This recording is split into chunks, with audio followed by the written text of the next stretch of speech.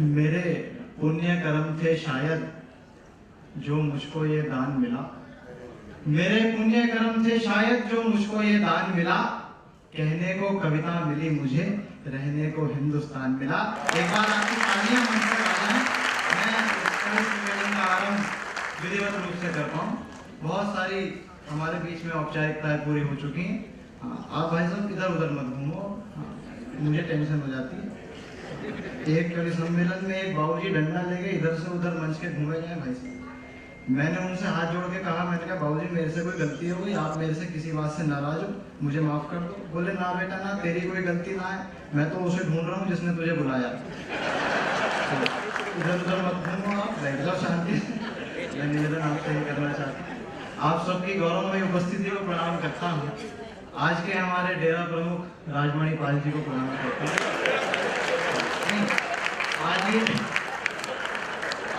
आज सबके साथ सच्चा सौदा उन्होंने ही किया है। कहाँ चले गए? गुफा में चले गए क्या? हैं? आप सही जगह बैठे हैं, कोई दिक्कत नहीं। जिनको सीट नहीं मिल रही है वो जल्दी से बैठ जाए। मैं कवि सम्मेलन विधिवत रूप से आरंभ करने के क्रम में आपके बीच में हूँ। बहुत शुभकामनाएं आपको देना चाहता हूँ। लगातार 20 वर्षों से आप इस भव्य आयोजन को करते हैं और महानगरों में तो भाई साहब इतनी विचित्र स्थिति है, वहां लोगों पे समय नहीं है कि आकर के 5-7 घंटे हिंदी कविता सुने। मैं तो पिछली बार जब मुंबई आया था तो अगले दिन कार्यक्रम के मैं जुहू बीच चला गया घूमने, तो वहां एक महिला जोर जोर से रो रही। मैंने कहा आंटी जी क्या हो गया? मैंने सहानुभूति भरे शब्दों में उनसे पूछा, मैंने कहा आंटी जी क्या हो गया, क्यों रो रही हो? बोली बेटा पिछले महीने मेरे पति ने मुझे बहुत मारा था। मैंने कहा जी पिछले महीने मारा था, इस महीने क्यों रो रही हो? बोली बेटा फुर्सत ही नहीं मिली। तो महानगरों में फुर्सत ही नहीं है साहब। आप लोग फुर्सत निकाल के यहाँ आए हो, आप लोग बहुत बधाई के पात्र हो। मैं चाहता हूँ अपने लिए एक बार आप तालियां बजाएं। आप बहुत भव्य मंच संचालन सजाते हैं। जो लोग ऊपर बैठे हैं उनकी तालियां मुझे कम सुनाई दे रही हैं। आप लोग भगवान के ज्यादा करीब हैं, तो इसका मतलब ये नहीं है कि आप ताली नहीं बजाएंगे। आपके पास बालकनी का टिकट है, मैं मानता हूँ, लेकिन आपकी भी जिम्मेदारी उतनी ही है जितनी नीचे वालों की है। और एक बात ध्यान रख लीजिएगा सर, आप सब लोग व्यापारी लोग हैं, बड़े लोग हैं।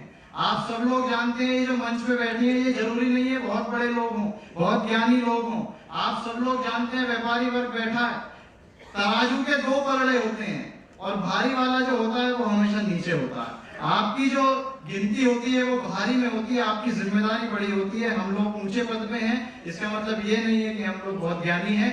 आइए मैं इस कार्यक्रम को विधिवत रूप से आरंभ करता हूँ। जो पूरे देश भर से आज हमारे ख्याति प्राप्त कवि और इस व्यस्ततम सीजन में जो बुलाए गए हैं, मैं चाहता हूँ सबका उनका एक ब्रीफ परिचय आप तक पहुंचाऊं। सबसे पहले मंच के बाहिने कोने पे जो बैठे हैं आदरणीय सुदीप भोला जी, आप जबलपुर से जो हमारे बीच में आते हैं, हास्य के इन दिनों वो बड़े रचनाकार जिनके बिना हिंदुस्तान का शायद कोई कवि सम्मेलन अधूरा रहता हो। हिंदुस्तान के बाहर भी जाकर जिन्होंने हिंदी कविता को पहुंचाया, ऐसे सुदीप भोला जी जबलपुर से आते हैं। मैं चाहता हूँ एक बार जोरदार तालियां आप सुनाएं।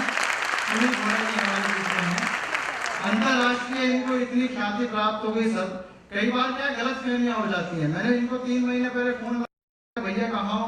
बोले अमेरिका में हूँ। मैंने कहा अमेरिका में क्या कर रहे हो? बोले कवि सम्मेलन है। मैंने कहा बढ़िया, बधाइयाँ। मैंने 2 महीने बाद फिर फोन लगाया, मैंने कहा भैया कहाँ हो? बोले जापान में हूँ। मैंने कहा जापान में क्या कर रहे हो? बोले कवि सम्मेलन है। मैंने कहा बढ़िया, बधाइयाँ। मैंने 2 महीने बाद फिर फोन लगाया, मैंने कहा भैया कहाँ हो? बोले ऑस्ट्रेलिया में हूँ। मेरा दिमाग खराब हो गया। मैंने कहा यार अगला हर महीने विदेश बैठा रहने लग गया। मैंने कहा भाई साहब अब के मैं आपके घर ही आ जाऊंगा। मैंने आपके फोन नहीं लगाया, मैं इनके घर पहुंच गया। बाहर जाके मैंने घंटी बजाई, इनका बेटा बाहर निकल के आया। मैंने कहा पूछा बेटा कहाँ है पापा? बोला अंदर मम्मी के साथ बर्तन मांज रहे। तालियां तो आपकी अगली बात में आएंगी, अभी काम ना चला। बोला मम्मी के साथ बर्तन मांज रहे हैं। भाई साहब मैंने वहीं खड़े खड़े फोन लगाया, मैंने कहा भैया कहाँ हो? बोले कनाडा में हूँ। मेरे से पूछने लगे तू कहाँ है? मैंने कहा बाहर आओ, कनाडा के दरवाजे पे खड़ा हूं। तो ये गलतफहमियां बहुत लोगों को हो जाती हैं, लेकिन अंतरराष्ट्रीय स्तर के हमारे बीच में आज कवि हैं, मैं बहुत स्वागत करता हूँ। इसके बाद जो मित्रों बैठे हैं, आदरणीय पॉपुलर मेरेडी साहब, हिंदी उर्दू जिस जिस देश में सुनी जाती है, शायद ही ऐसा कोई देश ऐसा अछूता रहा होगा उनसे जहां पर वो हिंदी कविता को, हिंदी शायरी को, उर्दू शायरी को हास्य के रूप में ना लेकर के गए हों। मैं चाहता हूं बड़े रचनाकार के लिए एक बार बड़ी तालियां आपकी आए। हमारे बीच में मेरठ से वो आज आए हैं। मेरे अपने शहर से आए हैं, थोड़ी सी जो मंच की लाइट है इसे कम कर देना, वो चौंधा आ रहा है उनके साथ, थोड़ा सा मेरे को डिस्टर्बेंस हो जाती है, और कोई ऐसी बात नहीं। हाँ, मैं चाहता हूँ अगले क्रम में जो हमारे बैठे हैं मित्रों, आदरणीय विनीत चौहान जी, और उनके विषय में मैं कुछ भी बोलूंगा तो आप लोग कहेंगे कि हमें बताने को रहने दो, हम लोग विनीत चौहान जी को आपसे बेहतर जानते हैं। अलवर की धरती से, हल्दी घाटी की धरती से वो अग्निधर्मा कवि जिन्होंने हिंदुस्तान की मिट्टी की, हिंदुस्तान की भारत माता की कविता लिखी, हिंदुस्तान में देशभक्ति की बात गाई। एक बार मैं चाहता हूँ बड़े रचनाकार के लिए बड़ी तालियां आप सुनाएं, विनीत चौहान के हमारे इसके बाद जो मित्रों बैठे हैं, आप लोग सब पढ़े लिखे लोग हैं, बुद्धिजीवी लोग हैं। हिंदुस्तान में जो अच्छा कवि होता है उसको हिंदुस्तान की सरकारें यश भारती से नवाजती हैं, उससे भी थोड़ा अच्छा कवि हो जाता है तो उसको पद्मश्री दे दिया जाता है, थोड़ा और अच्छा कवि हो जाता है तो पद्म भूषण दे दिया जाता है। लेकिन सत्यनारायण सत्तन वो कवि हैं जिनको तोलने के लिए आज तक कोई सम्मान नहीं बना। मैं चाहता हूँ एक बार बड़े रचनाकार के लिए बड़ी तालियां आए, वो हमारे बीच में आज उपस्थित है। ये मंच के लिए बोल रहा है, आज उनका अध्यक्ष कार्यभार हमारे बीच होगा। मेरे लिए ये बहुत बड़ी बात है कि मैं आज अपने संचालन में उनको पढ़वाऊंगा और ये मेरे लिए बड़ी उपलब्धि है। मैं बड़ा उनका स्वागत करता हूँ। इसके बाद जो मित्रों बैठी हैं, आदरणीय उर्मिलेश शंकर, जैसा बताया गया उनकी विरासत जिनको मिली, सोन रूपा विशाल जी हमारे बीच में बदायूं से आती हैं, बहुत अच्छी कंठ की वो मालिक हैं और बहुत अच्छी गीत, बहुत अच्छी गजलें कहती हैं, अंतरराष्ट्रीय स्तर पे भी जानी जाती है। ये तालियां कमजोर हैं, मैं चाहता हूँ बड़ी रचनाकार के लिए एक बार बड़ी तालियां आए हमारे बीच में सोन रूपा विशाल जी। इसके बाद जो मित्रों बैठे हैं, गौतम रावल जी अपनी रिश्तेदारी के चलते यहाँ पे आए हैं, राजेश रावल जी कहाँ गए, तो ये वीर रस के कवि हैं सब। इनकी कदकाठी देख करके आपको ऐसा लग नहीं रहा होगा, लेकिन ये हैं। मैं इसलिए बता सकता हूँ कि 2 घंटे पहले जो इन्होंने जैकेट पहन रखी है, 2 घंटे पहले वो सफेद थी,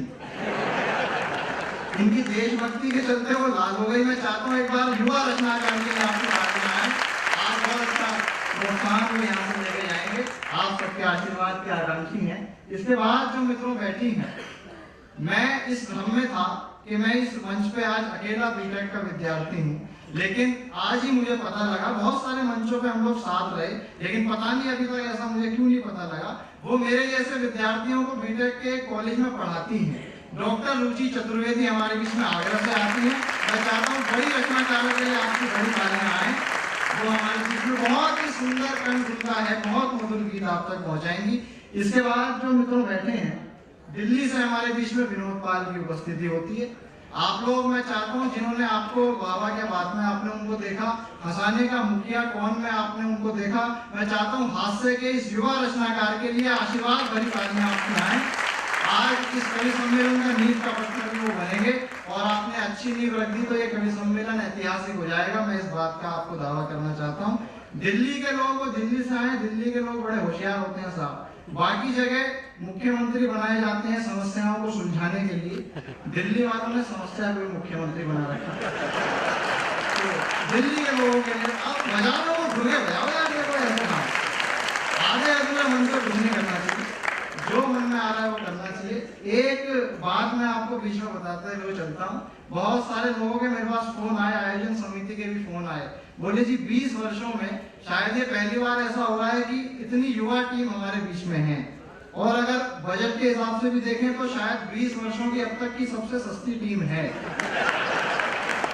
तो मैं समझ गया कि नोटबंदी का असर अब तक चल रहा है, लेकिन मैं आपको इस बात का दावा करा के जाना चाहता हूँ, जरूरी नहीं है कि युद्ध में हमेशा वही टीम जीते जिसके पास द्रोणाचार्य हो, युद्ध में वो भी जीत सकते हैं जिनके पास अर्जुन होता है। मैं चाहता हूँ एक बार युवा रचनाकार जो आपके बीच में आ जाए हैं, वो भी आप सबको अपनी क्षमताओं से वाकिफ कराएंगे। मैं चाहता हूँ इस क्रम को आगे बढ़ाऊं, और जैसा कि हमारे भारत में एक परंपरा होती है, जब भी हम किसी सांस्कृतिक कार्यक्रम का आगाज करते हैं तो माँ वाणी की, माँ सरस्वती की वंदना होती है। कविता की ताकत मित्रों बड़ी है। मुझे एक दृष्टांत याद आता है, एक बार एक लोहे के हथौड़े ने एक लोहे की चाबी से प्रश्न किया कि ए चाबी, तेरा आकार भी मुझसे छोटा है, तेरे में लोहा भी मुझसे कम लगा है और तेरे में ताकत भी मुझसे कम है, लेकिन एक ताले को जितनी सरलता से तू खोल देती है उतनी सरलता से मैं नहीं खोल पाता, इसका क्या कारण है? तो चाबी ने मित्रों मुस्कुराते हुए उत्तर दिया कि ए ताले को खोलने के लिए उस पर आक्रोश में आकर, गुस्से में आकर उसकी ऊपरी सतह पर वार करता है, उसकी ऊपरी सतह को मात्र स्पर्श करता है। लेकिन मैं ताले को खोलने के लिए उसके अंदर प्रेम से प्रविष्ट करती हूँ, उसके दिल पर जाकर के दस्तक देती हूँ और उससे निवेदन करती हूँ, तब जाकर के वो ताला मेरे आगे स्वयं को खुशी खुशी खोल के रख देता है। मित्रों, कविता उसी चाबी का नाम है जो बड़े बड़े विषयों पर बड़े आसानी से प्रहार करेगी। आपसे निवेदन इतना सा है, जहां भी आपके हृदयों को हमारी बात छू जाए, आपका आशीर्वाद तालियों के रूप में आना चाहिए। मैं इस विश्वास के साथ माँ भारती की, माँ सरस्वती की वंदना के लिए डॉक्टर रुचि चतुर्वेदी जी को आमंत्रण देना चाहता हूँ। डॉक्टर गंभीर कहीं लिखते हैं कि विज्ञान ज्ञान देकर माँ झोली भर रही है, विज्ञान ज्ञान देकर माँ झोली भर रही है, प्रतिभा कला हमारी प्रतिदिन निखर रही है और दुनिया हमें विवेकी साधक बता रही है। हमारा नाम चल रहा है, माँ काम कर रही है। जोरदार तालियां आपकी आए।